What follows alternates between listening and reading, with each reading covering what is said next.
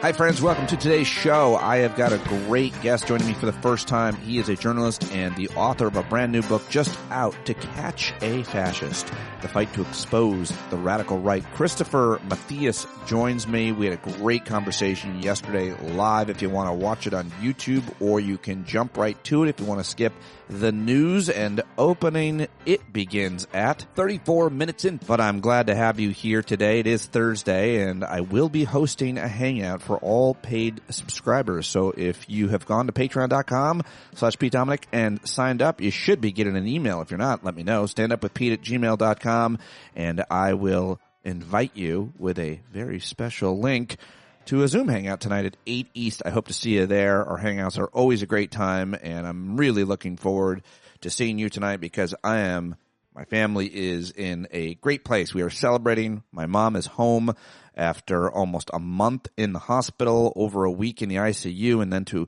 a rehab floor where she continued to get better and heal and have the best care and friends and support. And so mom is now home. We got her up and moving on a walker, and she's got a hospital bed for a little while, and it's great. Dad is so relieved. My brother and I are here, and we are together for the first time in a very, very long time, all four of us at home this way.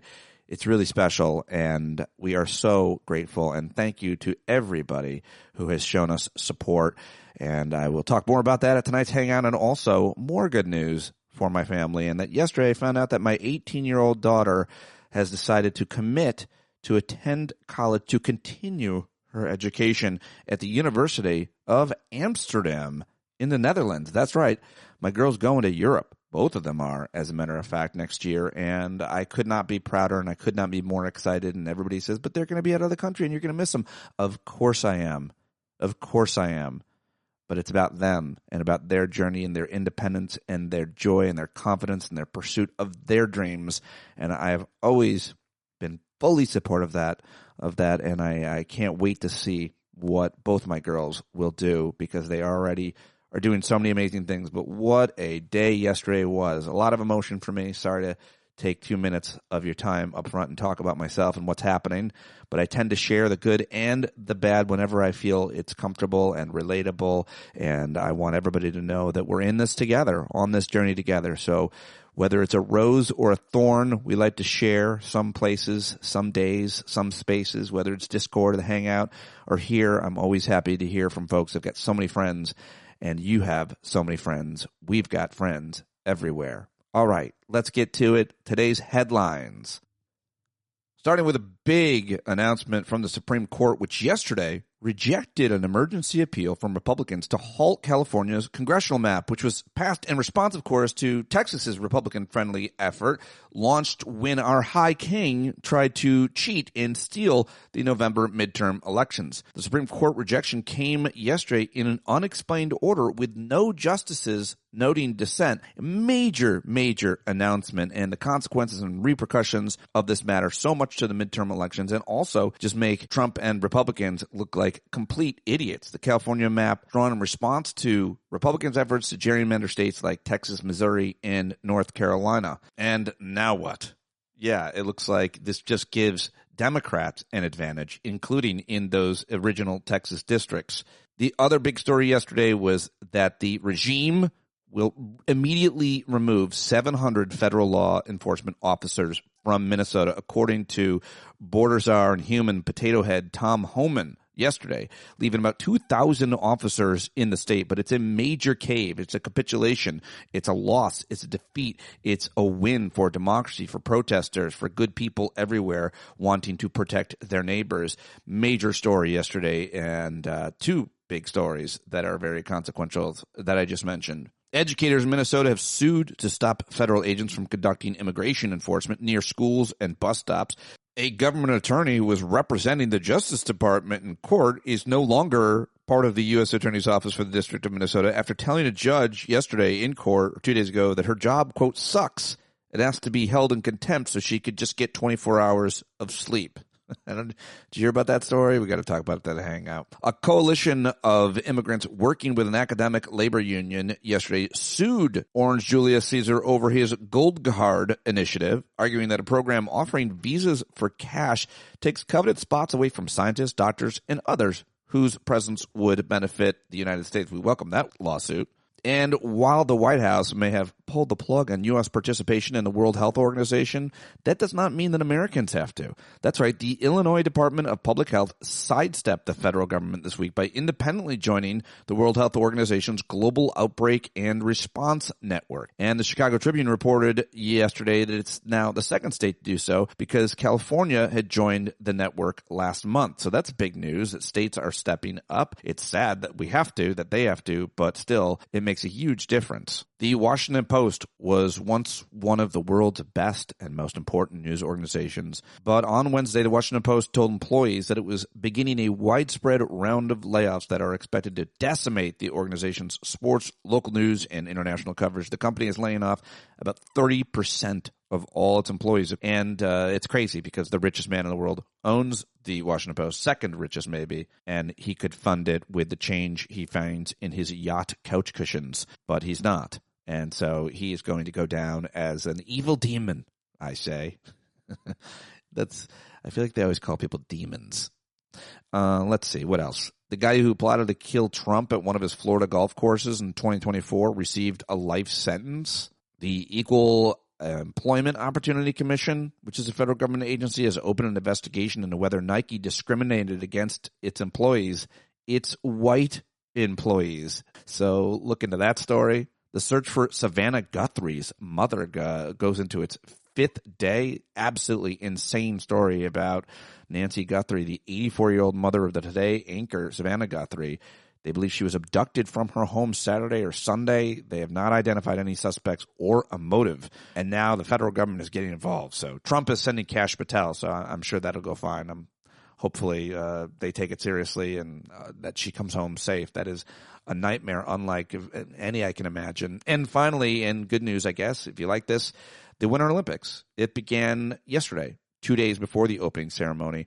It began with curling matches. So you don't want to miss curling, which has got to be one of the most boring things I've ever seen to watch. Maybe it's fun to play, but who's watching that? Are you watching that? Show yourselves. I think you should come to the Hangout and say, listen, my name is blank, and I enjoy watching curling. It's who I am, and I'm proud of it. All right, those are your headlines. That's what I've got for you here, and now let's get to the clip show. Time for yesterday's best sound. And I've got some really great clips here at the end from Ian McClellan on Colbert. Did you see that? He performs Shakespeare as it relates to immigration. It's crazy. It's really good. Also, a fascinating Cornell West rant on CNN and a lesson from historian John Meacham and Kyle Clark, that very, very smart television opinion columnist type guy from Colorado. Real good. So you're going to want to hear those. But first, and I don't know why I'm previewing clips. I've never done that. So let's just get to it. Let's listen to several Democrats questioning this joke of a Treasury Secretary, Scott Bessent, who is such an arrogant, insecure, insolent prick. And so I've got a few of what I thought were the best moments yesterday. Let's start with, first, this is Congressman Richie Torres with Scott Bessent. Mr. Secretary, does the president have the constitutional authority to remove the chair of the Federal Reserve or a member of the Board of Governors solely because of a policy disagreement? I'm not a lawyer, and I don't have an opinion. You have no opinion on whether the president can remove a board member at will? Well, I believe that the board member has committed... No, just in general. I'm not asking about a particular case. I'm asking... Or malfeasance. I'm asking about the president's general authority. Let me ask it differently. Do you believe that the unitary executive theory applies to the Federal Reserve? Again, I think we'll have to wait and see what the Supreme Court says. What is your opinion? I'm not a lawyer. What is the administration's opinion?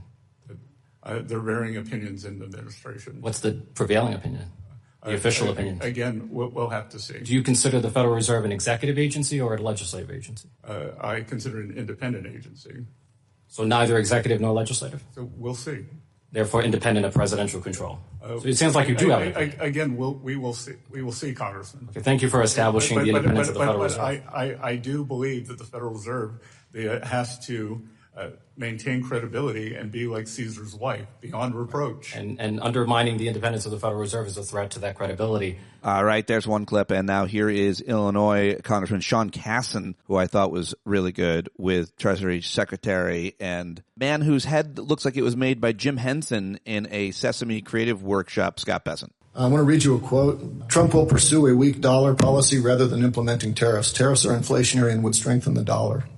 Do you recognize that quote? I believe you're referring to a letter that I wrote, and yes. Tariffs could be inflationary. No, it says tariffs are inflationary. Yep.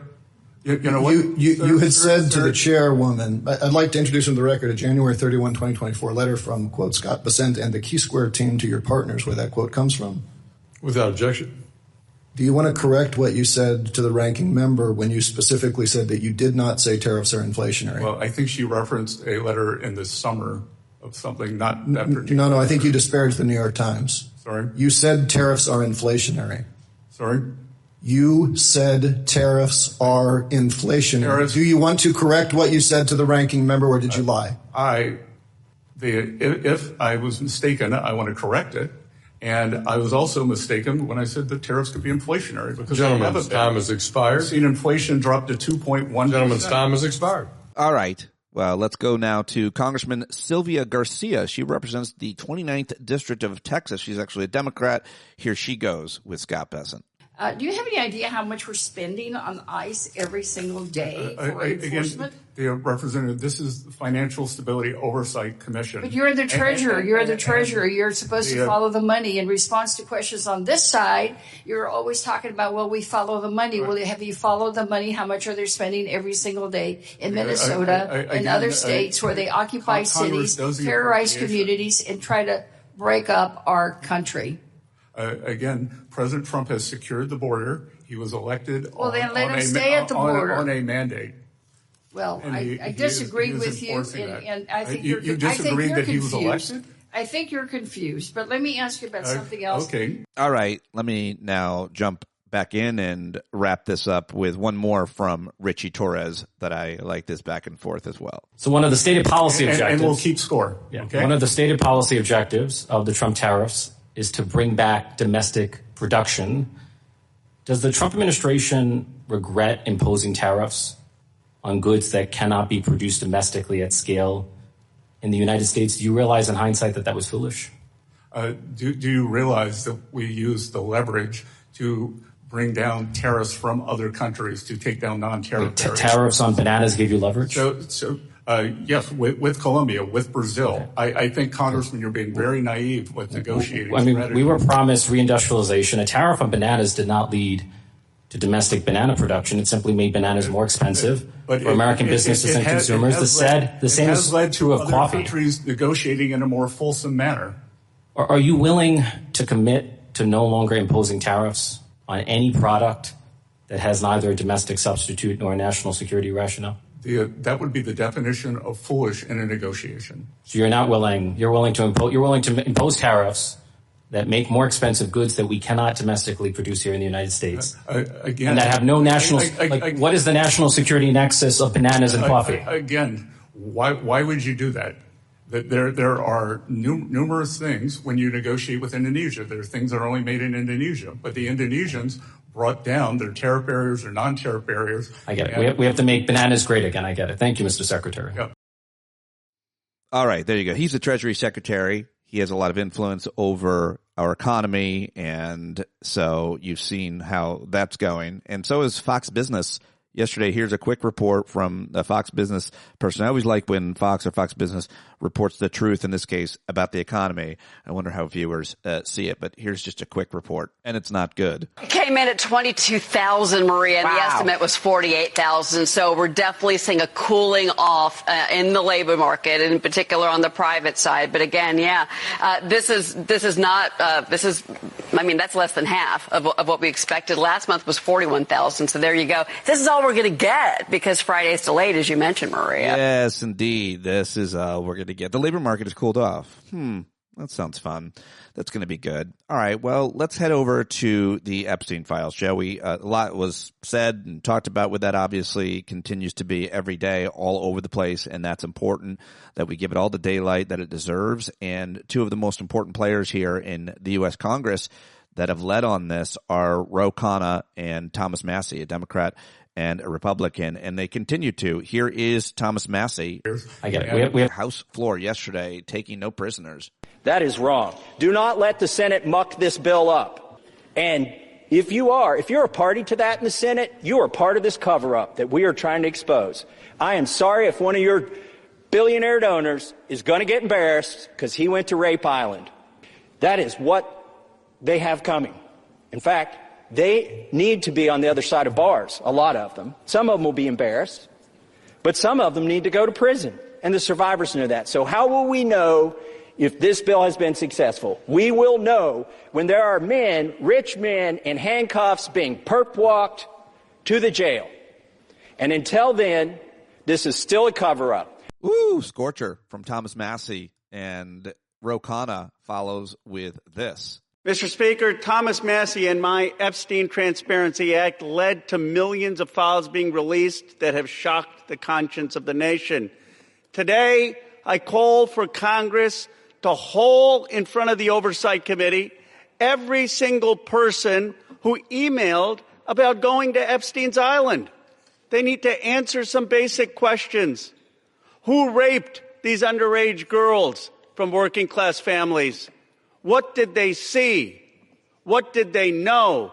What did they participate in? The American people are frustrated with the rich and powerful getting a different set of justice.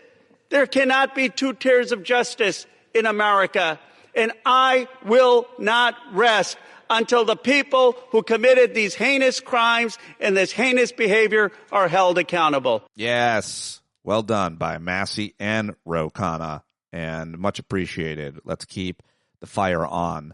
And moving on to Steve Bannon. Yeah, I got a quick Steve Bannon clip because he says that they should send ICE to the polls in the midterms. We want to keep them honest, as Anderson Cooper keeps saying on CNN 20 years later. You're damn right. We're going to have ICE surround the polls come November. We're not going to sit here and allow you to steal the country again. And you can whine and cry and throw your toys out of the pram all you want, but we will never again allow an election to be stolen. You will lose. You will lose. You will go down in history as a loser, and hopefully you will be in jail if all things align. And that's not going to happen. And if it does happen, we'll meet you at the polls. We will see you there, Steve Bannon, you fat, gross fuck. Excuse me. Sorry. All right, let's move on to something better, something very dramatic and I feel impactful. The N-word is used twice, and it made me cringe both times, but this is Cornel West. He's allowed, and it's such a good clip that I wanted to share it with everybody. This is from CNN. He was sitting right next to Scott Jennings and across from one of those other Trump assholes on that show, and nobody interrupted him, and I liked it. Here it is. Where you see professional agitators, I see courageous citizens who have a righteous indignation and a moral outrage when their city, and this is Prince's city now, you know, it's Sign of the Times, 1987, when it's being terrorized, it's being traumatized. Communities are being vilified and demonized. Now, I come from a people who have been demonized and vilified and terrorized for 250 years in the American experiment.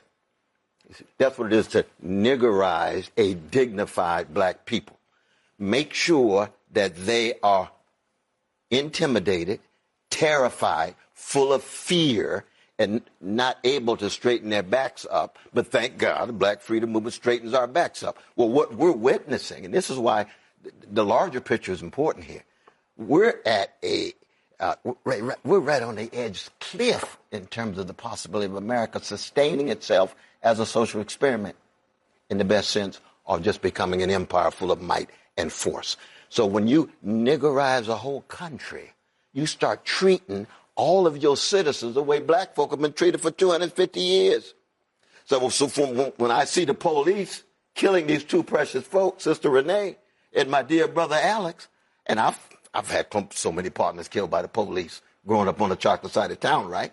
What has been the response? Thank God for Martin King. How do we learn how to love in the face of this hatred? How do we learn how to fight for freedom for everybody in all parts of town in the face of all of this terror? And America now has the blues. If you don't learn something from the best of the blues people, we're going to lose the democracy. So this is not just about meticulous details. We're talking about something huge at stake. All right, Abby Phillips finally jumps in, but you might not like everything Cornel West has done or said or written or been a part of, but that certainly was an impactful soliloquy, if you ask me. And now let's move on to a clip from Colbert where John Meacham, the historian, was the guest, and somebody kind of cut this up and put a little music behind it. But I like it, so I figured I'd keep it in here and share it with you. In a moral crisis, too many of us have decided to put our own interests ahead of a constitutional order that is based on a rule of law and is based on our actually not just taking everything we want right when we want it. The founders anticipated that we would have seasons of fear. We'd have seasons in which we would not obey the rule of law, that our appetites and our ambitions would overcome what Lincoln called our better angels. Frederick Douglass is always instructive, and he called the Constitution a glorious liberty document because he saw that it was the user's guide, if you will, for that mission statement. The Declaration of Independence is our mission statement. The Constitution is our user's guide. And one thing we have to remember, all of us, is that there's nothing guaranteed about America making it to tomorrow. This is a fragile experiment because it's human. It's not clinical. And what I want everybody to try to do at this point is think about, what do you want the future to say about us? It's not easy, but it's also vitally was never supposed to be about the whims and the ego of a single person. Yeah, John Meacham, the historian on Colbert, The Late Show with CBS.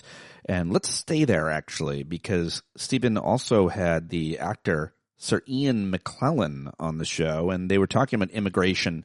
McClellan had clearly prepared to give this monologue of Shakespeare's from over 400 years ago to just point to the fact that this problem has been around for a long time. This fear-mongering, the fear of the other, the outsider, the immigrant. And so McClellan takes the stage on The Late Show, walks up to the front of the stage. They have him lit, and he nails it. I'm not a big Shakespeare fan, and maybe this will lose you because you're listening to it, but you should watch it as well.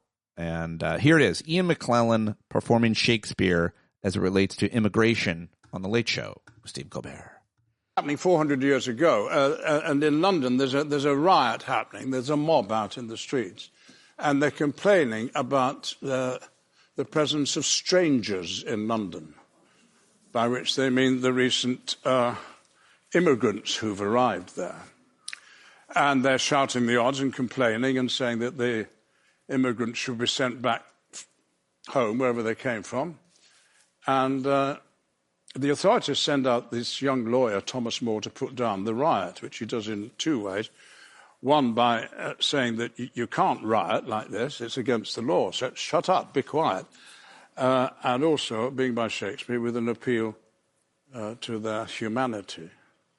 So in order to set it up, we really need somebody to shout that the strangers should be removed. Could someone do that? The strangers be removed! Grant them removed!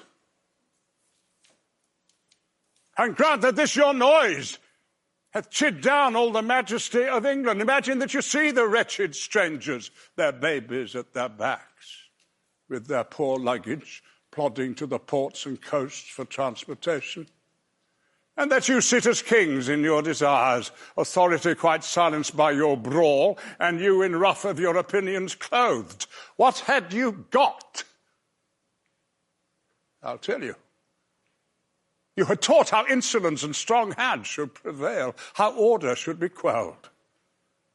And by this pattern, not one of you should live an aged man, for other ruffians, as their fancies wrought, with self-same hand, self-reason, and self-right, would shark on you, and men like ravenous fishes feed on one another. You'll put down strangers, kill them, cut their throats, possess their houses. Oh, desperate as you are, wash your foul minds with tears. And those same hands that you, like rebels, lift against the peace, lift up for peace. And your unreverent knees, make them your feet to kneel to be forgiven. And say now the king, as he is clement, if the offender mourn, should so much come too short of your great trespasses, but to banish you. Whither would you go? What country, by the nature of your error, should give you harbour? Go you to France or Flanders, to any German province, Spain or Portugal, nay, anywhere that not adheres to England? Why? You must needs be strangers. Would you be pleased to find a nation of such barbarous temper that breaking out in hideous violence would not afford you an abode on earth? Whet their detested knives against your throats, spurn you like dogs, and like as if that God owned not, nor made not you, nor that the elements were not all appropriate to your comforts, but chartered unto them. What would you think to be thus used? This is the stranger's case. And this, your mountainish inhumanity. William Shakespeare, 400 years ago. Yeah, there you go.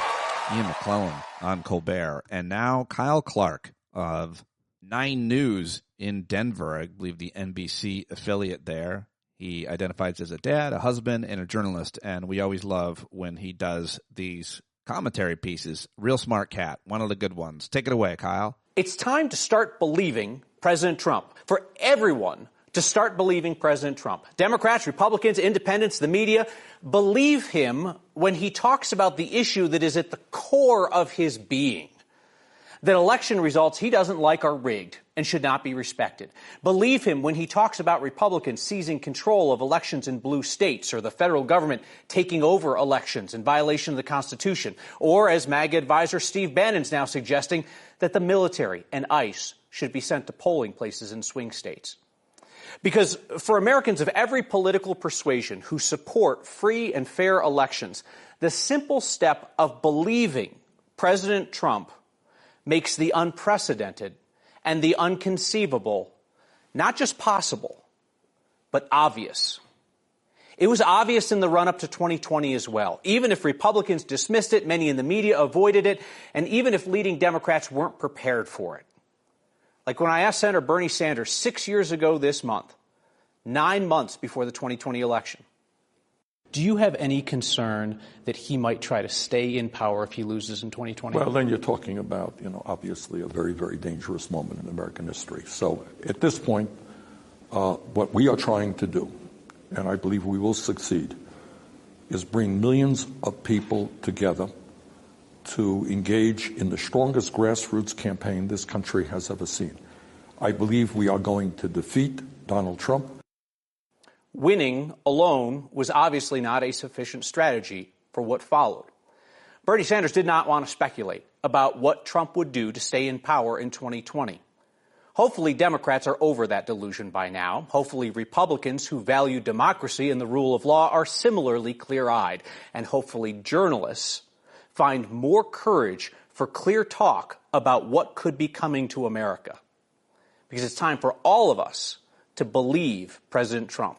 That's right. That's right. Maya Angelou.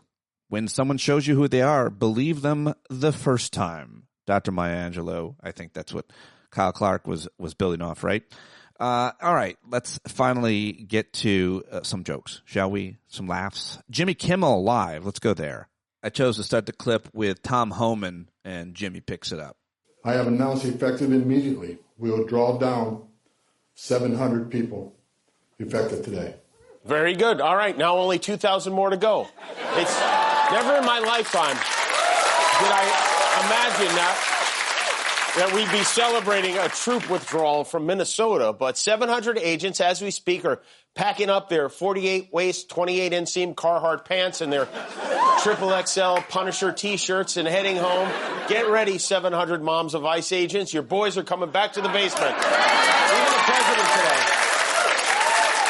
even Donald Trump, admitted today that his administration could use a, quote, softer touch when it comes to immigration. That way these guys can save their energy for when they help him strong-arm the midterms. The midterm elections are 9 months away, and it's become very clear that Trump is going to do anything he can to tip the scales. Trump has called for Republicans to nationalize voting and take over in about 15 states. In the House, Speaker Mike Johnson is pushing something called the SAVE Act, which would require a passport or a birth certificate when you register to vote to make it as difficult as possible for people to vote. And the greasiest, sloppiest magateer of all of them, Steve Bannon, is now openly calling for armed ICE agents outside the polls on Election Day. You're damn right. We're going to have ICE surround the polls come November. We're not going to sit here and allow you to steal the country again. That's right. The guy who went to prison, the guy who pled guilty to swindling the very dumbest Trumpers out of money to build the wall, which I can only assume he spent on sausage McMuffins and pork rinds.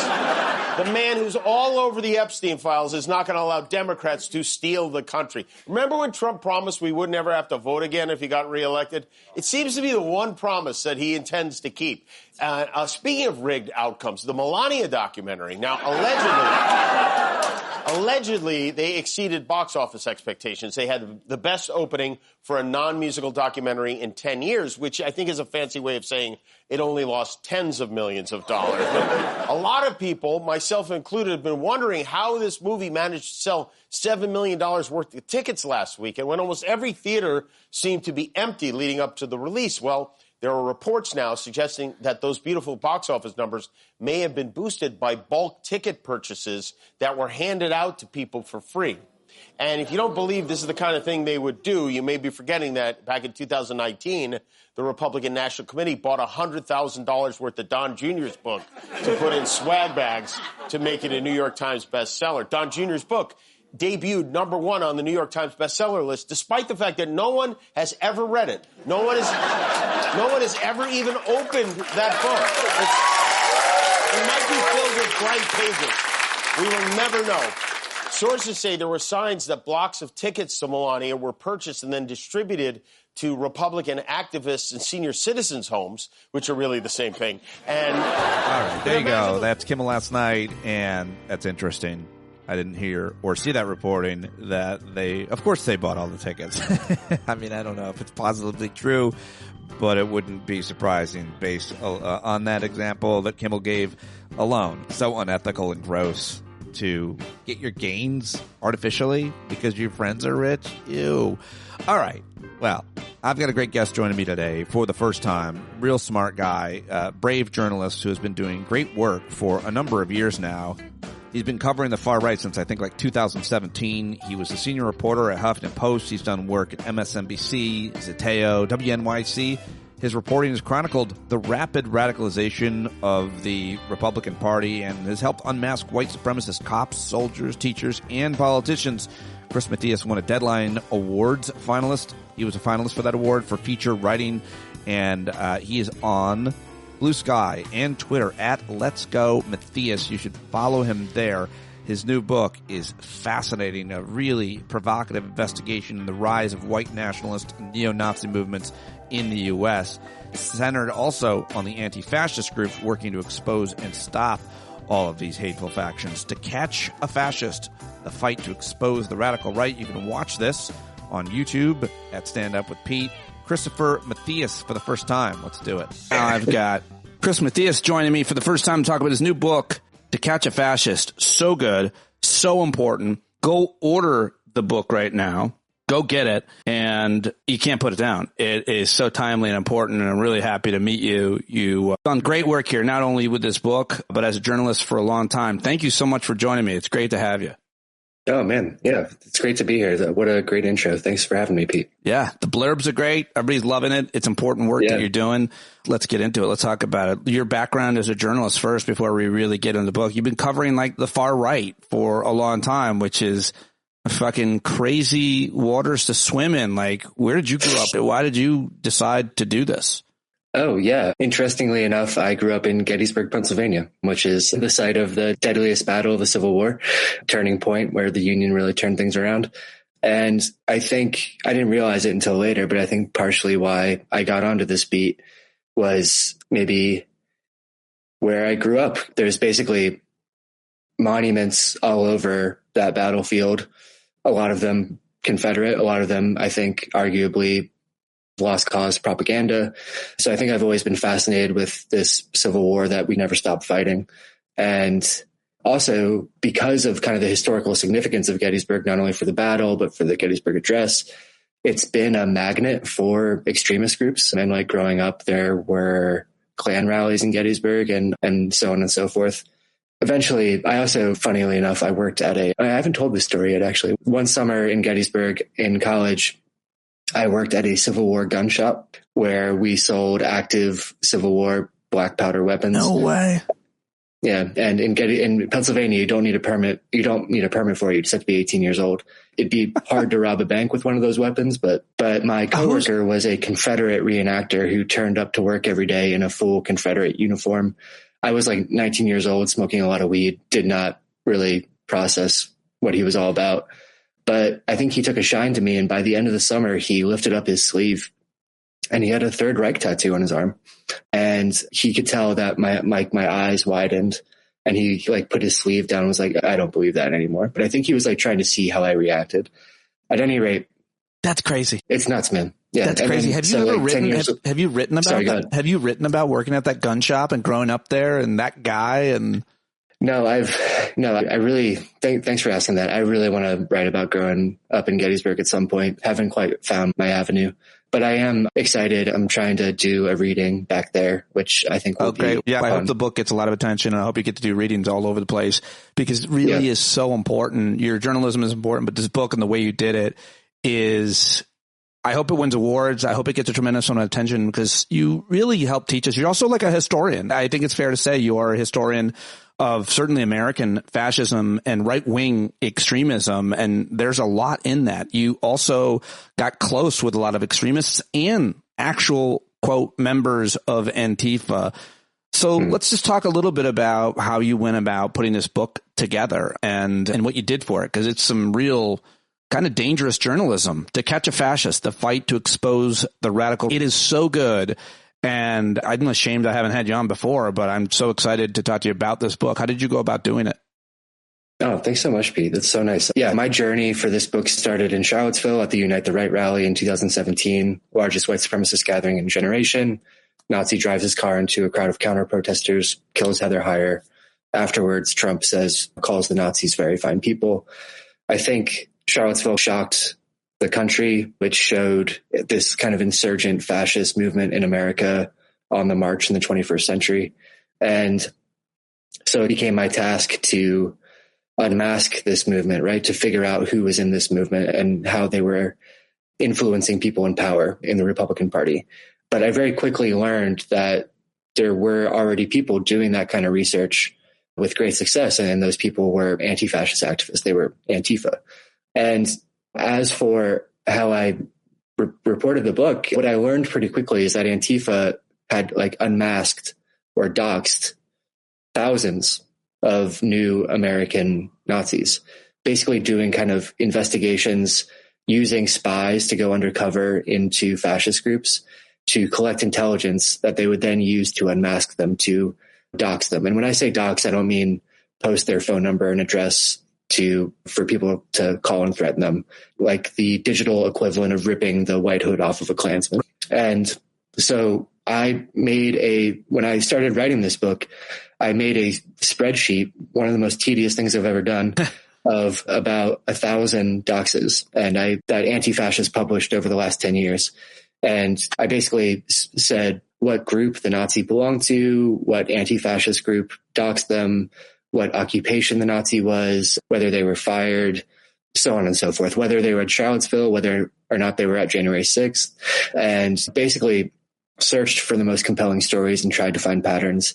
Eventually, I landed on the main story of the book after I talked to about 60 anti-fascist activists for this book. And many of them, when I asked for the most compelling story, mentioned this anti-fascist spy in Washington state who went by the name Vincent and went undercover into a Nazi group called Patriot Front. And so that's how I got my start. Just to be clear, there are activists that are going undercover in groups that they do not share views with, and they're doing that for several different reasons. But we're not talking about government, police, or detectives, or paid people. We're talking about people that would be risking their lives to be undercover, to have a different identity and infiltrate extremist groups. Yeah. And that is a regular tactic of different activists who often identify as Antifa.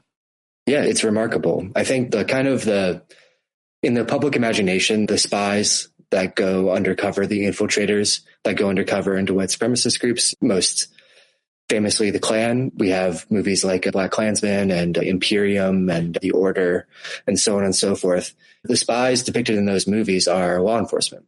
Always. And there's a lot of other examples of that throughout history. But what I found so fascinating about the spies, and by the way, the feds still have people undercover in these groups, but in my kind of opinion, I think it's over the last 10 years, this kind of modern iteration of Antifa has done more work to infiltrate the far right than I would argue maybe law enforcement, maybe academic think tanks or media outlets or whatever. And they did this and put themselves at risk, because that's ideologically where they're at. They're anarchists and socialists and communists. They're distrusting of the government. And secondly, I think a lot of them had brushes with law enforcement that were not great. And mostly, though, they had brushes with fascists in their communities and quickly had the realization that law enforcement, the local government, wasn't going to do enough to protect them from this. So there's this guiding philosophy of this axiom of we protect us in a lot of parts of the left, and especially in anti-fascist circles. And I think that's what compelled a lot of these spies to take on some big risks. How many people have actually taken this on? Who is Antifa, and how did you get credibility for them to trust you as a journalist? Sure. So it's really hard to make numbers for Antifa, but the way I define Antifa in the book, so Antifa is just a shortening of anti-fascist, but I would argue that the word itself, which most Americans didn't know until 2017, refers to a pretty specific kind of militant tradition of fucking up the far right in America. And it has its origins in the 80s and 90s in the punk scene. So there was groups like, incidentally, in Minneapolis, where this all got started, there's a group called the Baldies, which was this like multiracial young crew of punks that basically was tired of seeing Nazis at their shows and hurting people in their community. So they banded together and started punching Nazis in the streets. They eventually, though, grow more sophisticated politically. They start pressuring venues not to host these bands, and they start identifying as anarchists and socialists and communists. And by the 90s, they have a group called Anti-Racist Action, which is this kind of anti-racist skinhead movement that is fucking up Nazis across America and basically kicks a generation of Nazis off the streets. By the time Trump comes to power in 2015, 2016, a lot of activists find this blueprint left behind by Anti-Racist Action, which by this point wasn't as relevant anymore. And they use that model of a few basic tenets, which is that fascists need to be confronted in the streets, sometimes violently. Fascists should have no platform to speak or organize. So that means like not letting them hold rallies, trying to get their permits for votes, chasing them off the streets. In the modern era, it means deplatforming them on social media.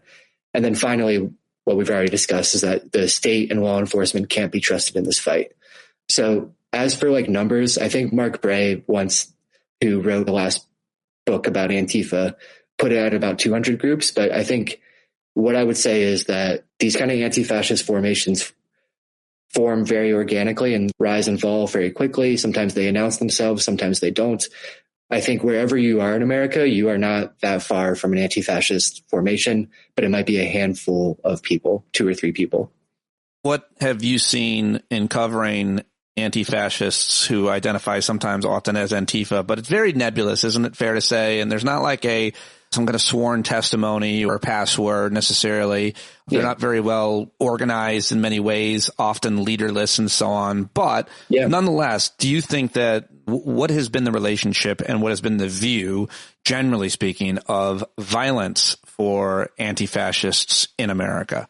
Sure. Because I asked it for a reason. Everybody knows that is being honest and having a good faith argument that the domestic terrorist threat, the terrorist threat to America has always been, even before 9/11, has always been right-wing, anti-government extremists. You can call them white nationalists, white supremacists, anti-government, far-right extremists. They've always been the ones threatening us. Timothy McVeigh and so many famous ones. And so they have continued to be a threat and a violent threat and committed all types of violence. And Republicans and this administration, this regime, obviously always trying to say Antifa is the most violent threat and they have a history of violence, for which they don't. So I'm answering the question that way myself, but you're the journalist covering them. What is their relationship and view of violence? What is their history of violence? Yeah. So to touch on your first point very quickly about it being a nebulous term, sometimes the way I think about it is that famous Supreme Court ruling, which is about porn. You just know it when you see it. I think there's a similar way with Antifa, like you just know it when you see it. As for its relationship with violence, so I think in the public imagination, most of the people still associate Antifa with punching Nazis. And for a good reason. I think in 2017, no one really knew what Antifa was. And then there was, in quick succession, all these viral videos of activists in all black punching Nazis. Most famously, Richard Spencer getting punched on Inauguration Day in 2017. That's right. And the thing is, like, Antifa makes no apologies for being militant. They think sometimes you have to be militant. If the analogy I draw in the book is if a Nazi walks into a bar and starts throwing up Nazi salutes, starts screaming racial slurs, I would like to think most Americans would ask that person to leave. And then if they refuse to leave, force him to leave physically. And I think that's a fine and good thing. And the reason for that is because that Nazi poses an urgent, inherent threat. They want to hurt your neighbors. And that is the guiding philosophy of Antifa when they march on the streets. And I will say, compared to the violence of the far, it just is so tiny. Like the amount of violence, mostly, it really is rare. It involves kind of battles on the streets with Nazis holding rallies. There have been some other incidents. The one murder tied to Antifa over the last decade or two occurred in Portland in 2020, where there was a confrontation between an anti-fascist and a kind of a Proud Boy. And Michael Renault ended up opening fire. He argued it was in self-defense. He's eventually, a few days later, killed by federal agents, which you could argue was an extrajudicial execution. And then there's a couple other incidents that a lot of people on the right will try to cite, one of which was an anti-fascist in Washington State who firebombed some ICE trucks in Tacoma, Washington years ago. He identified as an anti-fascist. I think anti-fascists would argue that he wasn't trying to hurt anybody. He was just trying to blow up some vehicles. But a lot of these things are open for debate. But what I will say is that, yes, Antifa is militant. Most of the time, it just means getting in fights on the streets. And it just pales in comparison to the violence of the far right, which has killed hundreds over the last couple of decades. How do you think, what is the contrast then with how Antifa is portrayed in the media, the mainstream media, and what they're actually doing, what they believe in, what they've been up to all these years? Yeah, I think because Nazi punching is so viral and obviously you're going to click on it and you're going to watch it, it's obscured the bulk of the work Antifa actually does. And that work is mostly just research and intelligence gathering. And so much of anti-fascist work actually ends up just being behind a computer. And doing kind of remarkable, I would argue, journalism or open source investigations, where the spy I told you about at the beginning of this episode, the one that goes undercover into Patriot Front, this Nazi group, what comes of that infiltration is he gets a hold of 440 gigabytes worth of Patriot Front's internal messages that they send to each other, including photos and videos and audio of like their meetings and stuff. This all ends up in a public database on a site called Unicorn Riot, which is an independent media site, does really great work. So, this kind of open source material that anyone can go through to figure out who in their communities might be a Nazi. Anti-fascist researchers from across the country pour through these messages, thousands of them, to look for little morsels, little clues that Nazis leave behind about their real identities. Maybe they mention what they do for a living. Maybe they mention where they live. One of my most favorite details is that I found in my spreadsheet that anti-fascists identified or doxed, unmasked 6 Nazis because those Nazis posted photos of their dogs online. And they were able to match those dogs to like pictures on social media accounts and so on and so forth. But so just like remarkable in investigations. And the reason they do this, the tactical or strategic reason, is to create a social cost for being a fascist. It leverages a taboo against being an explicit white supremacist or an explicit Nazi to create consequences. It says, yeah, sure, you can join that Nazi group, but if you join it, we're going to find out, we're going to name and shame you, we're going to tell your employer, we're going to tell your family, your girlfriend's going to dump you, you might get kicked out of your apartment. And what that does is it maintains that social taboo and also would dissuade other people from joining organized fascism. And there are a bunch of remarkable stories of this in the book. Really quick, Identity Europa, white supremacist group that was in Charlottesville, also had an anti-fascist spy in them, collects all their messages, researchers get to work. Eventually 100 members are identified of Identity Europa, unmasked. And Identity Europa ends up having to disband. They just can't organize anymore. Well, yeah. The theory, obviously, the exercise or the strategy rather, is to unmask, to shame, to say, listen, if this is what you believe, then like anybody else, if these are your principles, then be honest, be open about it. Why not? And the question, now is if they're unmasked, if they're named, if they're outed, and their employer finds out that they have been running around chanting and saying and writing all these things and making threats often, and then maybe they'll lose their job, or maybe they, as you mentioned, it'll destroy their relationship. This is the technique. This is the strategy that anti-fascists have been using for years. And you have some examples of where it's worked in America's racist past. But also the question now becomes, does it still work, or is it virtuous to be a Nazi, to be a right-wing white supremacist? Is it a good thing now that they are running the federal government and I think using white nationalist propaganda to recruit people to ICE and so on? So where has it worked in the past, and what if it stops working, that strategy? Yeah. To your first question about where it's worked in the past, one of my favorite stories that I learned about was the Ku Klux Klan in Buffalo, New York in the 1920s. We forget that there were 2 iterations of the Klan.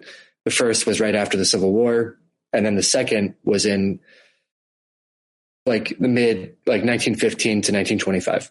The second Klan, however, is like fucking massive, millions of members.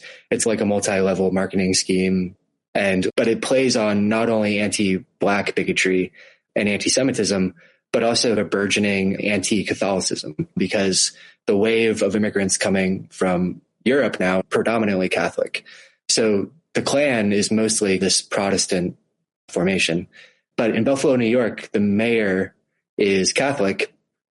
They have a giant Klan chapter there. He hates the Klan. He starts working with local Black churches, with Jewish groups, and he eventually enlists a spy to go undercover into the Klan. That spy eventually one night, the secret headquarters of the Klan is broken into and ransacked, and a very important document disappears. That document ends up in the hands of the mayor, who, after some deft denials of any involvement in this burglary, posts the list of 18,000 members of the Klan in Buffalo downtown for anyone to see. So what ends up happening is half of fucking Buffalo comes out to come see who among their neighbors is in the Ku Klux Klan, who's burning crosses at night. There's lines around the block. Eventually they have to start posting lists at other locations to deal with the crowd. And what ends up happening very quickly is that Klan-owned businesses are boycotted and vandalized. A lot of Klansmen turn up to work and get fired. A lot of Klansmen are exposed as hypocrites. The Klan at this point is like very anti-vice and like against drinking and stuff. It exposes a lot of Klansmen as hypocrites. But eventually the Klan just can't recover from this new social arrangement where everyone knows who they are. And it eventually dies. It just is destroyed. Coda to that story is that the spy that goes undercover into the Klan gets into a shootout with a Klansman and they both die. But to your second question. So in the past, when it worked, and that's an amazing story about what happened in Buffalo in 1920 and can't be sustained, as you said. But today things are different. These guys are out and loud and bold, and currently they're here watching us in the chat room. I'm reading the comments from them. I don't know. Who knows who these people are that are just writing, could be a 15-year-old. On his YouTube account, who knows? But they're everywhere. They're running the federal government. Stephen Miller. So what has changed in terms of those strategies and whether or not shaming them will work? Yeah. So you're touching on the kind of the only thing worse question. than being, by the way, the only thing probably one of the worst things worse than being like a fascist, having this religious extremism, a Nazi, would be to be a pedophile. And so they're protecting pedophiles. Yeah. And so the bar is so low in terms of shame and moral clarity in this country. So it's hard to know what could get you damaged in your reputation, which should be your currency, your credibility, at your job, much less in your community. So I just feel like so much has changed in a bad way, but I want to get your thoughts, obviously. No, completely. So yeah, what you're touching on is the animating question of my book, right? If doxing, unmasking leverages this societal taboo to create a cost for being a fascist, what happens when that taboo starts to disappear? So I think anti-fascists over the last 10 years were very good at this specific thing, like this localized effort to kick very explicit fascists and Nazis off the street. Now, of course, we live in this kind of mask-off fascist moment. My book ends with a profile of a Nazi who recently decided not to be a Nazi. He left Patriot Front. He left white nationalism behind him. And he describes to me like what a crazy feeling it is to have left a Nazi group and then to hear the same rhetoric coming out of the White House and like how scary that is for him. And I think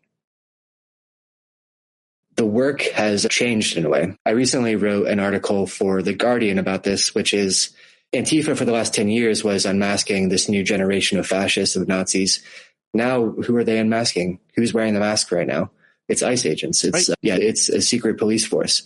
So you are seeing this effort now, not only by Antifa, but to a lot of people who don't use that label to identify the people abducting their neighbors. And it's the same idea, right? It's basically saying like, you can't do this anonymously. You can't be a predator. Basically, predators do not get to enjoy anonymity. That's what an anti-fascist told me about the effort to identify ICE. There has to be accountability. And it's the same kind of thing. It's basically saying, yeah, you can join ICE, you can get that bonus, but if you do that, you're going to have this shame on you for the rest of your life that you will never be able to wash away.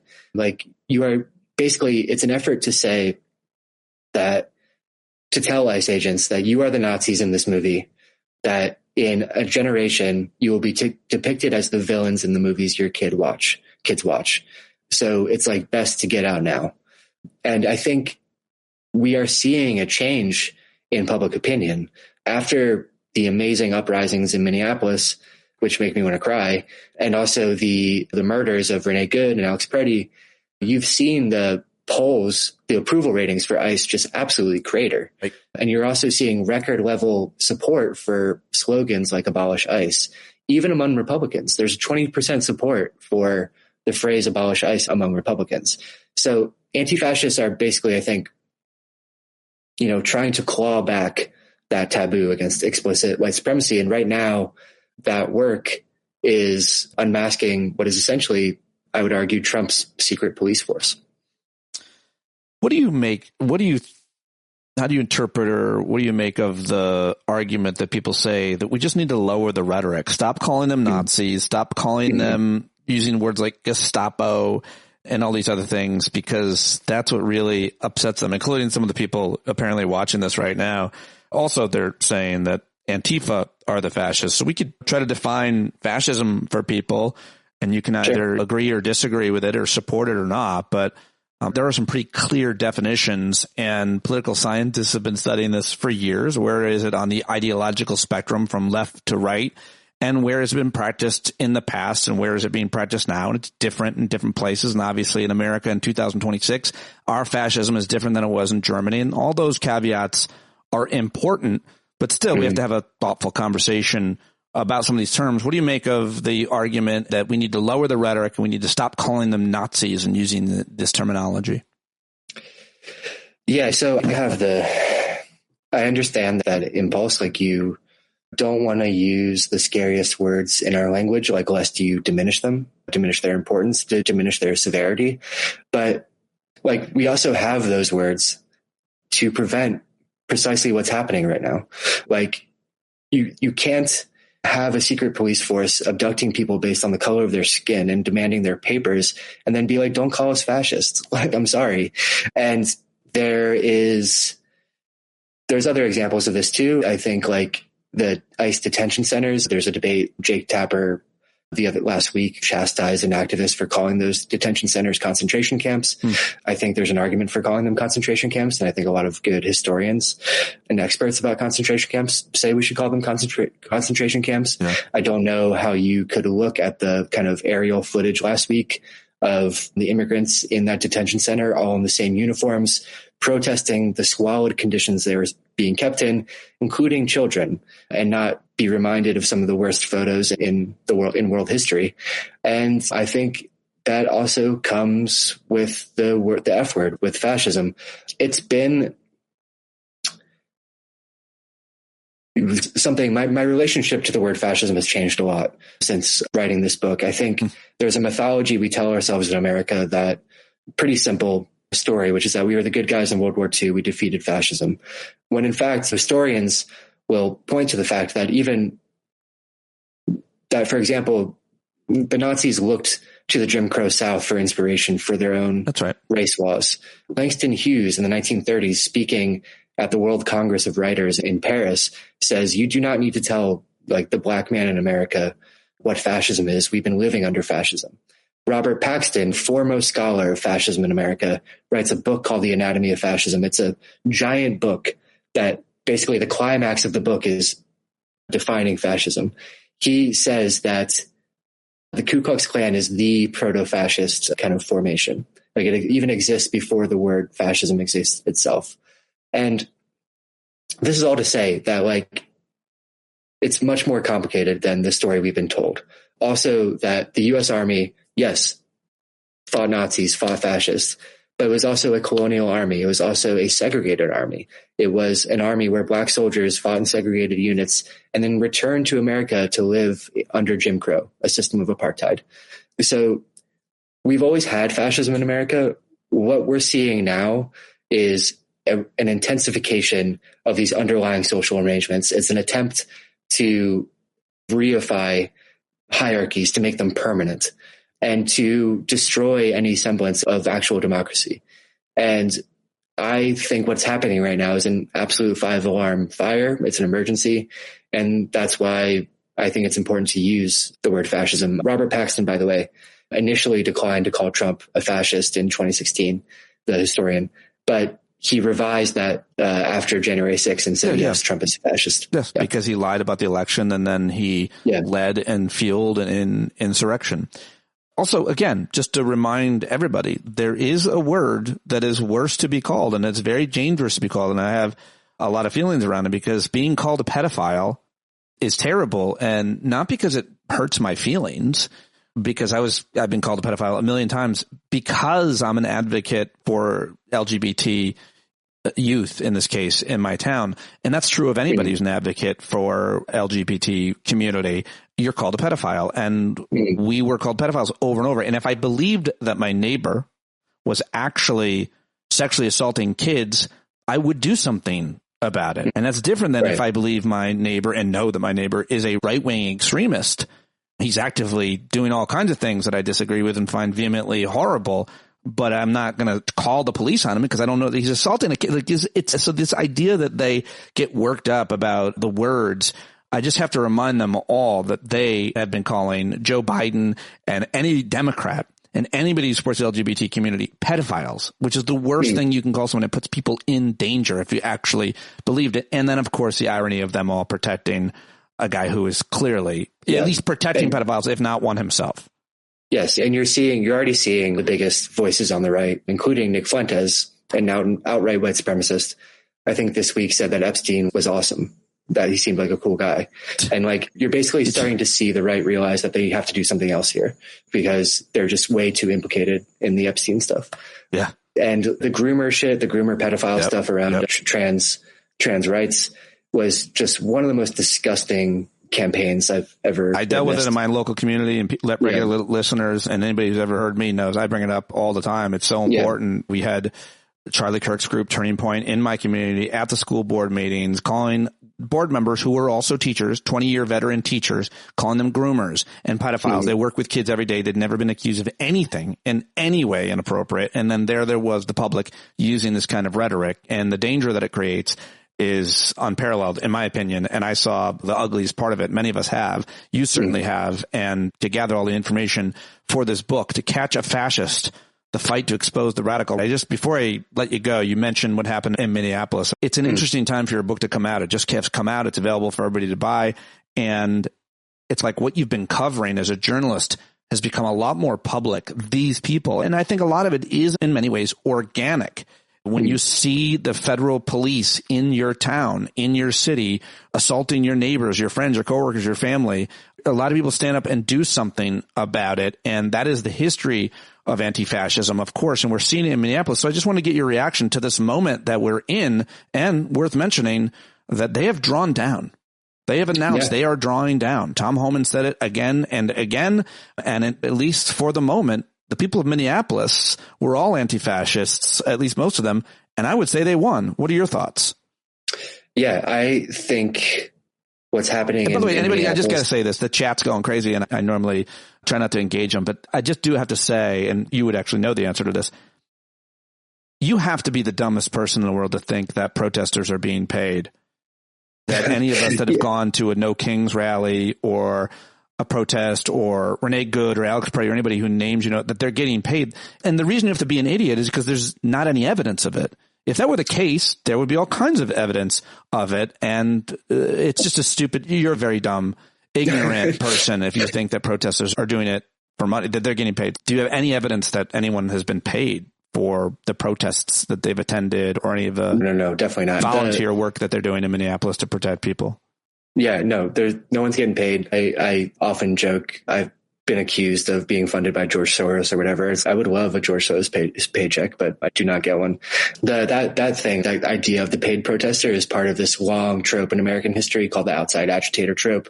It's basically this way of depicting every uprising, every protest as somehow inorganic and astroturfed, committed by saboteurs that aren't reflective of the community. And what that does is to undermine the grievance at the heart of the protest. We heard about this constantly in 2020. There's constantly rumors of Antifa provocateurs starting the uprisings. And it was this way of distracting and deflecting from what were organic Black-led uprisings. And there's plenty of evidence of the opposite, by the way. I covered for CNN and SiriusXM the Tea Party movement in 2010. That was absolutely funded by the Koch brothers, by billionaires. Yeah. For sure. All those Tea Party, they weren't shy about it. They were open about it. They had fucking trucks and signs. And guess what else is funded? The Moms for Liberty movement. Turning Point USA has tons of money. Charlie Kirk's outfit funded protesters and organizations all over the country. And by the way, so do all kinds of progressive groups. We do fund, we do organize all the time, openly and about it. But this idea that people are going to protest, or those that are volunteering to protect marginalized communities in Minneapolis, they're fucking good people helping their neighbors. They're just being good human beings. Yes, I think this So much of right-wing conspiracy theories about the left are just giant projection. Yeah. Like they have to make these conspiracy theories about the left because they can't fathom a movement unlike their own, a movement that isn't strictly hierarchical, that isn't funded by billionaires, that isn't full of grifters.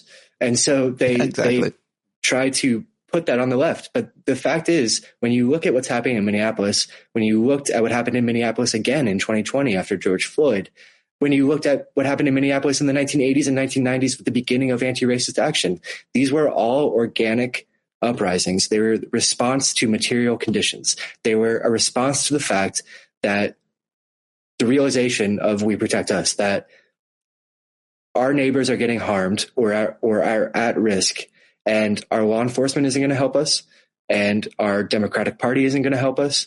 So we have to turn up ourselves. We have to show up for our neighbor.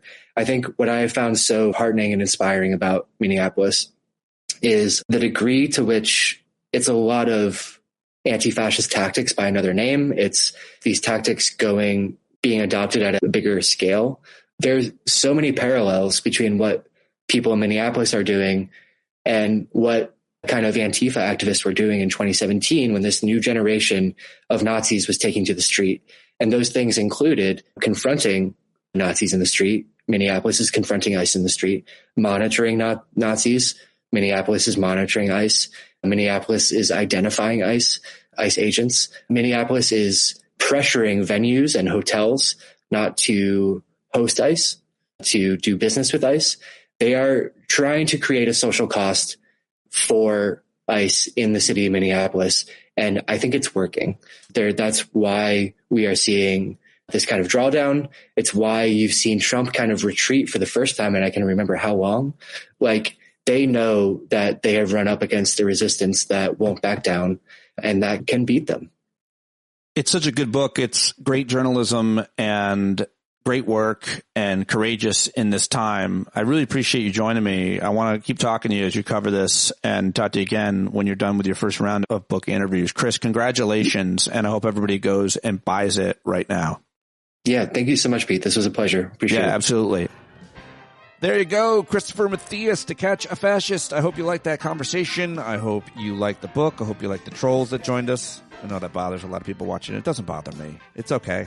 I try not to let it distract me, and I delete some of them and ban them from ever coming back. But that's what YouTube and Twitter combined can sometimes do, and that's the price of going live. I just wish they would jump in the conversation. I invite them and give them the link, but they never join it. All right, well, that's all I've got for you. Bumblebees here listening at the end. I heard from several more of you yesterday reminding me that you are a bumblebee, and I loved it. I love to see it. Thank you to Leighton Schnell. Love you, Leighton. As well as Sean Nielsen. Did I mention Will Powers yesterday? He sent me a message that said, buzz, buzz. All my bumblebees. Well, Mom is home, and I couldn't be happier about it. A couple more days in Syracuse. I hope to see you at tonight's hangout. If you're still listening, you bumblebees. And John Carroll, I hope he stops by. Oh, Diego. I didn't give you a mention. Diego Bumblebee. Always love to hear from you, brother. Okay, that's it for real. I'll talk to you tomorrow. Bye-bye. You got to open up the window to let in some light. You got to stand up. That's right.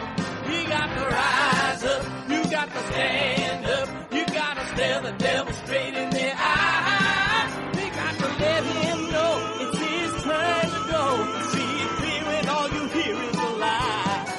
Don't get up off of your butt, get down off of your fence. Even if it ain't a very friendly audience, well, they'll begin to listen when you start making sense. And you stand up, stand up. No need to point your rifle to defend your town. Just stand up, stand up. You know they can't deny you what you're laying down. Boy, you better stand up, stand up. Show your face of every color, yellow, black, red, and brown. See the place where every lost child will finally be found. There's only one thing to do before we stand our ground, and that's stand up, stand up. Well, the founding fathers saw a land for all. They had to stand up, they had to stand up. They had a keen imagination for a crystal ball.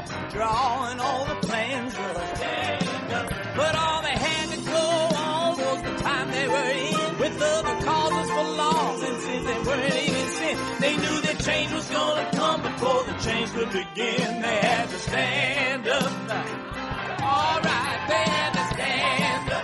We got to stand up. We got to look the devil square in the eye. We got to let him know it's his time to go and make it clear when all we hear is a lie. Why you lying awake wondering where the money all went? It'll be the cost of freedom that'll go unspent. You can see him flee the scene of that experiment if you stand up. All right, we got to speak up, we got to reach up and raise your voice in every way you know how. Don't be toes up, you got to show up. Ain't no better time to do it but now. No need to pledge allegiance to no wanton tribe. Rise up, show obedience to the voice inside, and listen well and it'll tell you not to run and hide. It says stand up.